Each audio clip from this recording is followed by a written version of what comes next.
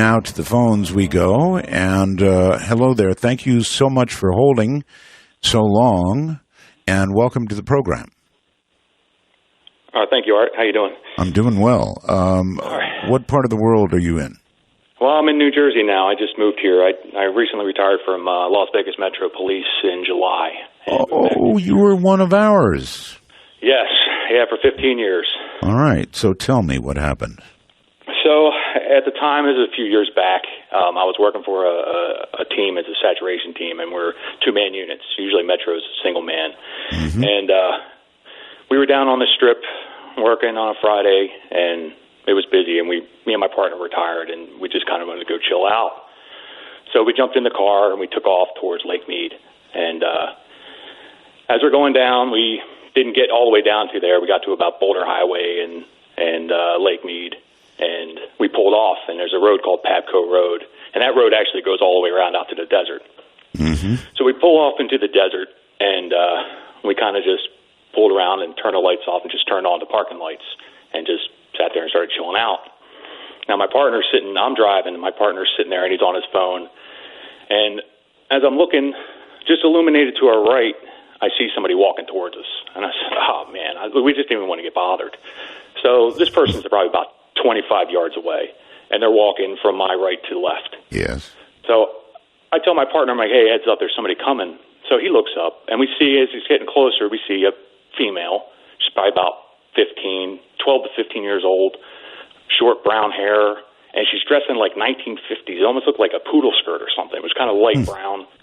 And so now she's walking in front of us, and she's right in front of our car, and she's not looking at us. And then as she gets to about past my window, I look down, and she doesn't have any feet, and she's just walking by, but I can see her skirt moving. With no feet. No feet at all. God, pay attention to her. What is when a law enforcement officer sees something like this? What do you do? Well, my partner goes, "Is that real?" I said, "I don't know." Well, by the time I turned the spotlight on, she was gone. There was nothing there. We're in the middle of the desert. They're not even scrub or anything. It was like a construction area. I take it, though, she was close enough. You got a good look. Oh, I could identify her in a lineup. And in fact, I'll tell you how busy we were. That happened, and we kind of just like, okay. I mean, it's Las Vegas, and we deal with that kind of stuff. It's kind of weird. I don't want to think that, but okay. Well, so we go on about our day, and I actually kind of forgot about it because it got really crazy that night. Uh-huh. And about a couple weeks go by, and we're in briefing. And they do electronic briefing where they show it up on the wall, and they're going through the slides. And Las Vegas Homicide just came out with a thing where they wanted us to review all the cold case files. Right. So they're coming up. Okay, this week's this week's that, this week's that, and I'm nobody's really we're kind of paying attention. And they popped this one up, and as soon as I saw the picture, I was like, that's the girl we saw. Oh my God! I didn't even read the rest of it. I was like, I know. I was like, she was murdered in Henderson. I know she was. It had to been near Boulder Highway and Pabco, and I looked at it, and sure enough, that was her. When had she been murdered? Did you obviously you looked into the date? I'm sure. Yes, it was 1975, and they don't know exactly where she was murdered, but she was found out by the Henderson Ponds near there, and I guess she was last seen walking down Boulder Highway.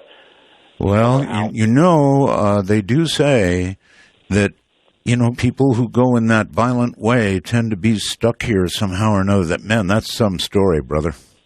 It was, and my partner happened to be off that night, and I texted him the picture of that girl, and he freaked out. Oh, my God. Do you still keep in touch with your partner then? Yeah, in fact, he was just texting me, and I told him to listen. He's still active duty out there, so hopefully he won't have to go through a psychological eval after this, because they're going to figure out who this is. I'm sure they will. I so appreciate your coming on with that story, and I can understand why you'd be hesitant to tell it, and you would never tell it on active duty. No, never. Wouldn't want to make out that report. No, never. I thank you, my friend. All right. Take care. Take care.